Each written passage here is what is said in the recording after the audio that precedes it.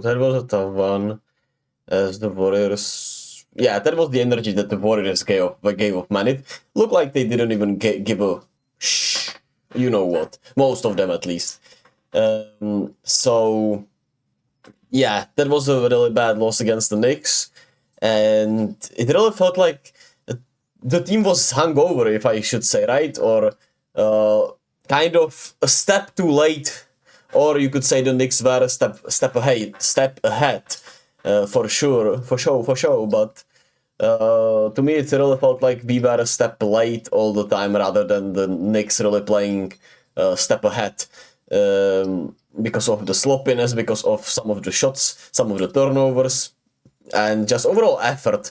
The energy was not there, right? Josh Hart, who played 48 minutes in this fucking game, had more energy than every single one of our players, I guess, besides maybe Trace, maybe Clay, Chris Paul for some time. I guess you could argue those had better energy, but shit, man. It was just a bad loss once again. And the starting lineup really did not play well. You have 9 points combined between 3 starters in Andrew Wiggins, Draymond Green, and Brandon Podziemski. And it feels like it kinda, with Pods out there, he for sure makes a lot of great winning plays. He had one of the worst games of his young career tonight. Overall, with the energy, the effort, it wasn't there tonight from him even. And his offensive production and aggressiveness really feels like it can limit the team and the spacing of the floor. And sometimes I feel like maybe we could go back to Clay in the starting lineup for certain matchups, or maybe we shouldn't have even gone away from it, because I know he's been playing better off the bench, but maybe with a different mindset after playing 10 games off the bench. Coming back into the starting lineup would do both of them well, as Clay maybe would play with the same mindset he's been playing off the bench, in the starting role, because Clay was awesome tonight, right? 18 points, 8 assists. He did not shoot the ball as well, but he was really great. And that synergy with Trace was nice. And maybe against, more physical, bigger teams, you could play Draymond at the 4, Kuminga at the 3 spot, get Wiggins back off the bench, and play Steph, Clay, Kuminga, Draymond, and Trace in the starting lineup, honestly. I would love to see that. But I guess Wiggins can't be benched now anymore, and it's just Clay. So that's been weird, and once again, I feel like Steve Kerr is overdoing it a little bit, and Podziemski just had a really bad night, so maybe I'm overreacting, but I feel like maybe, with this different mindset, perspective, and shift, both could thrive very well switched back again. And like I said, Wiggins off the bench maybe could thrive better. But once again, you saw Andrew Wiggins on the fast break look like I don't know if he can't run, or it really felt like he was running in slow motion in Liverpool terms. A lot of fans have been on Cody Gakpo for his performance, and that he plays the game like it's in slow motion. Which, his performance has not been great. Obviously, unfortunately, in today's day and age, we can't just say he's not been playing well, and we have to overanalyze it, just like I am doing, right? And we have to keep saying the players are this, that, and keep calling them out, and go into their IG comments and wish something bad upon them is unfortunately the phenomenon. Obviously, constructive criticism is nice, and Andrew Wiggins, to me, it feels like his effort, sometimes is really weird.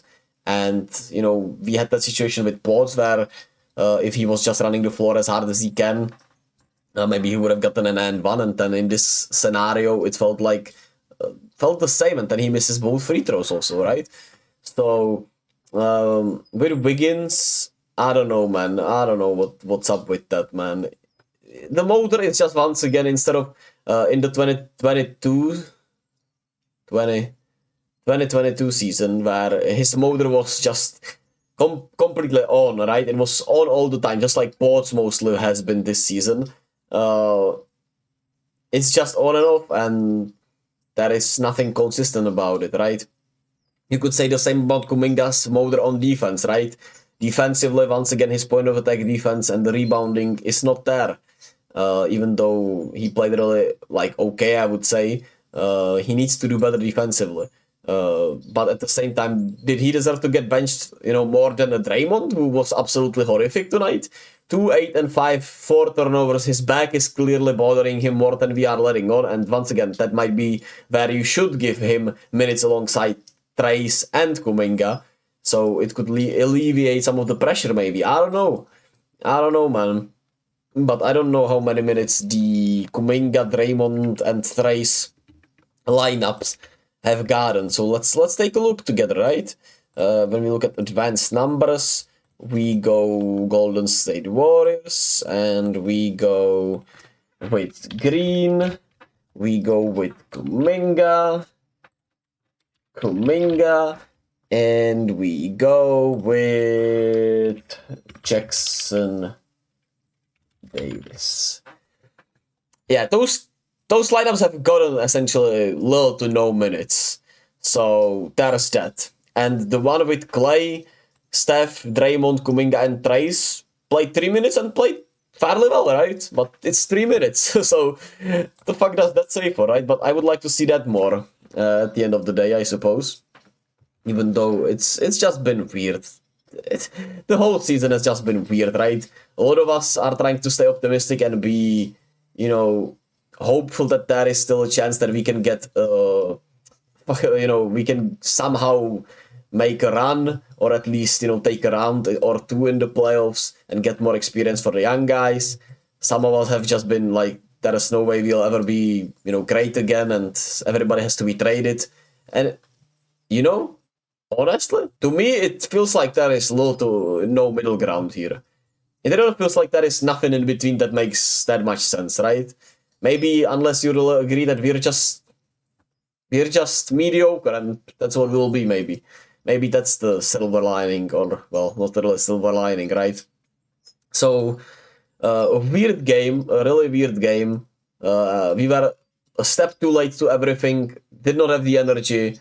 We were getting cooked by Jalen Brunson, Hartenstein, Josh Hart, Miles McBride was awesome, and I mean, once again, we let Miles McBride get hot. He was getting wide open 3-pointers of bad rotations, bad switches, of, just us saying, hey, we want to let him shoot. And he did kill us, right? And it happened way too many times this season for the Warriors to keep doing it when you think about it. The players are ready for the strategy, I suppose, and that's why they shoot so much better against us, because they are ready that we're gonna do it against them more, and, pretty much so willingly, right? It's a different, it's very different when you have to keep guessing, right? And they don't have to guess most of the time. And then once they get hot, right, it's bad. So, well, the starting lineup, I'm scared will go,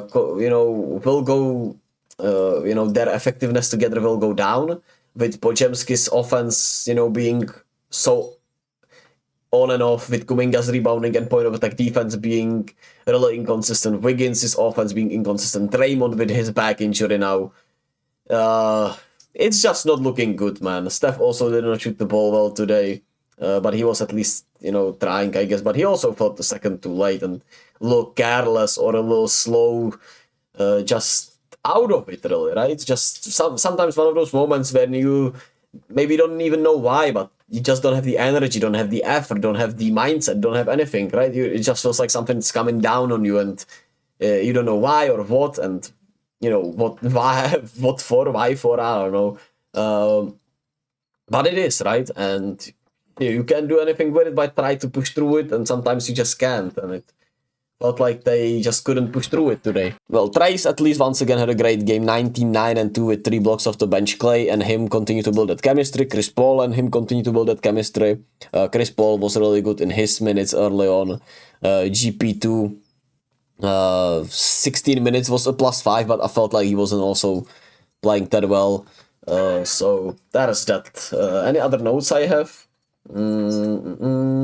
Yeah, the Knicks went really small, right? Which is an intriguing thing. That's why it bothers me even more, right? They started Miles McBride, and they essentially had, if you want to think about it, right, 4 guards, you could say, or 4 small players and Isaiah Hartenstein, and we still got absolutely dominated.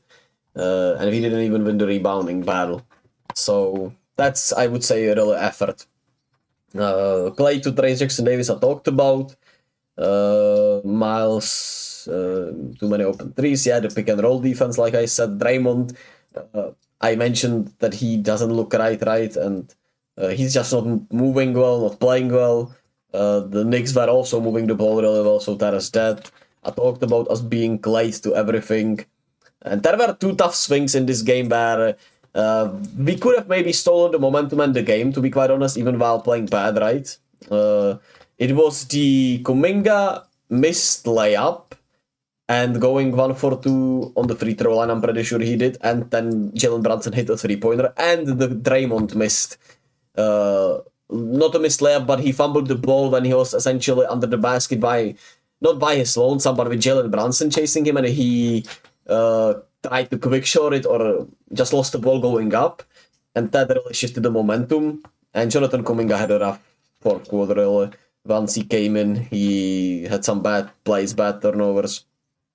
And yeah, it just did not go our way, man. And now we're once again looking at the standings, and the Lakers are now once again ahead of us, even though, of course, if we beat them once again and have the same record, we'll be ahead of them. But at this point, we either have to be the 8th or 9th, 10th seed, because it feels like at home we can't win, man. It feels like we're playing so much better on the road. And the record is suggesting that also, right? 18-14 on the road, 17-18 at home. And it's unfortunately been that way, right? But at the same time, the Lakers are 25-12 at home, so it would be a funny matchup, right? If we were the 10th and 9, which it really feels like it should happen. But man, what if Houston just catches on? Next game is against the Grizzlies. They have Desmond Bain back, and they have some tough guys, right? They already beat us. I'm pretty sure Jaren Jackson is also playing. So they could easily play spoilers for us when you look at their team. And, you know, a little bit of everything. They lost in overtime tonight to Sacramento. But G.G. Jackson playing well. Santi Aldama playing well. Jaren Jackson obviously still, you know, being out there. Desmond Bain being back. So it's not that nice. And Vince Williams' stuff, if he's gonna play, I'm not sure about that.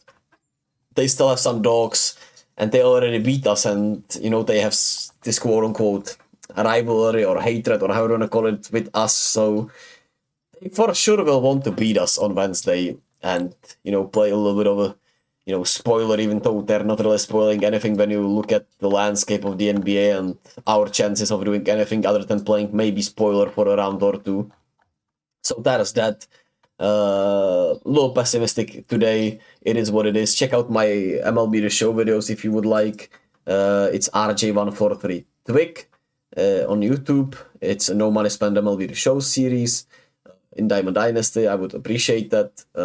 And I'll catch you all, what is it? Thursday? On Thursday with the Warriors against the Grizzlies matchup.